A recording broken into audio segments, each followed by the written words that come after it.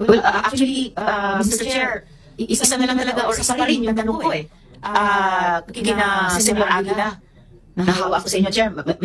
Muti ko nang siyang tawaging Haring Aguila. Pero Senyor Aguila ang gusto niyang itawag, ang tinatawag sa kanya dun sa kapihan. So, siguro tanungin ko na lang, minsan pa, para for the record, kasi ito naman yung tanong na nagpasimuno nitong investigasyon ng aming mga resolusyon nung tumakas yung mga bata, kinupkop ni na Mayor at ng MSWDO, nauna ng inaksyonan ng NBI, ng IACAT, and then nakapag-investiga tayo dito ngayon. So Mr. Chair, itatanong ko ulit, itatanong ko kina J. Renz Kilario, Mamerto Galanida, ganon din kay Janet Ahok, at kay Karen Sanico. Yung isa sa pinakatanong ng investigasyong ito, may child marriage ba sa kapihan? Kasi meron po tayong, di ko kulang sa 4 na mga witnesses nag-a-attest dito sa child marriages sa kapihan. Kasama na po yung isang actual party to the marriage, si Elias Jane. Meron din po tayo, at ipinakita ko kanina, Mr. Chair, sa opening statement, isang official document na ang pamagat ay Family Planning Certificate, kung saan yung minor, 15 dun sa form, ay indicated na married ang civil status.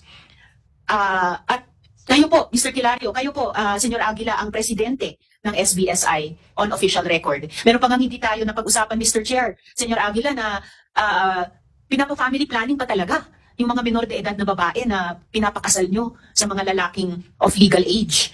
Na nalalagyan sila ng, ano ba yun? Oo, implant para sa family planning. So, patuloy pa ba kayo nagde-deny na may child marriages na nangyayari sa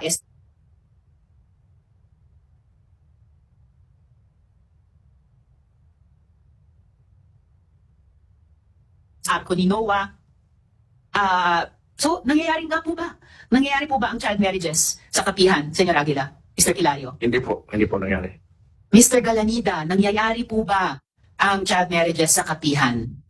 Madam Senator, as far as I do not know anything about mayroong ganyan nangyayari sa kapihan. So ang sagot po ninyo ay walang child marriages na nangyayari sa kapihan? Walang child marriages, Madam Senator. Kasi po, kung mayroon dapat yung mga parents mismo magko-complain kasi mga anak yun nila. Wala po. Sa alam ko lang. Sa pagkaalam nyo, isang tanong lang po ang akin, isang sagot lang po sa inyo. Hindi sa alam nyo, hindi. Ano bang totoong alam nyo? May child marriages ba o wala sa kapihan? Sir, Ma'am Janet, hindi pa po kayo. Mr. Galanida, meron ba or walang child marriages sa kapihan? As I would like to reiterate, as far as I know, wala po. Hindi ako nakasaksi ng anong mga seremonya na nangyari doon. Mr. Chair, parang ayaw lang sabihin ni Mr. Galanida ng no, pero hindi rin sila umaamin ng yes. Ma'am Janet, kayo po na sinabi ng ibang witnesses namin ay sarili niyong anak ay ipinakasal ng minor de edad. Sinabi niyo sa kanila, ba't ayaw niyong magpakasal? Sarili kong anak ay ipinakasal. Kayo ma'am, anong sagot niyo sa tanong kung mayroon bang child marriages sa kapihan? Wala po, ma'am. Walang kasal sa kapihan.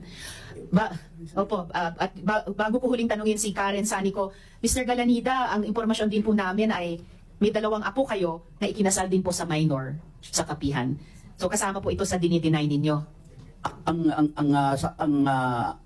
Ang masabi ko po, yung walang kasalan, tulad ng sinabi ni Janet, mayroon namang mga bata na tulad sa kanya hindi mapigilan natin na parang may pre-marital engagement na nila. So, kami mga parents, wala kami pong magawa. Well, Mr. Chair, bago ko huling itanong si Karen Sanico, i-obserbahin ko lang na yung sa simpleng tanong ko, hindi po makapagbigay ng simple at diretsong sagot si Mr. Galanida. Ang huling tanong ko po kay Karen Sanico, Sir, meron po bang, sa kabila nitong lahat ng mga pagtetestimonya, at pinaalala ko kayo, tulad nung sinabi ng Chair sa lahat ng resource persons, you are under oath, Sir Sanico, meron po bang, sa kabila nitong lahat ng mga pagtestigo ng ating victim survivors, meron po bang child marriages sa kapihan? Wala po talaga, ma'am. Wala. Ay, okay, Mr. Chair, sa ganyang mga sagot, I respectfully move to cite in contempt J. Renz Kilario, Mamerto Galanida, Janet Ahok, and Karen Sanico. I so move, Mr. Chair.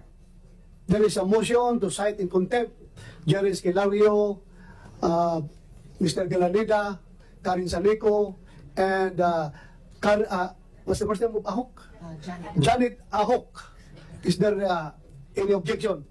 Hearing none, the four aforecited personalities are hereby cited in contempt. So ordered. Mr. Chair.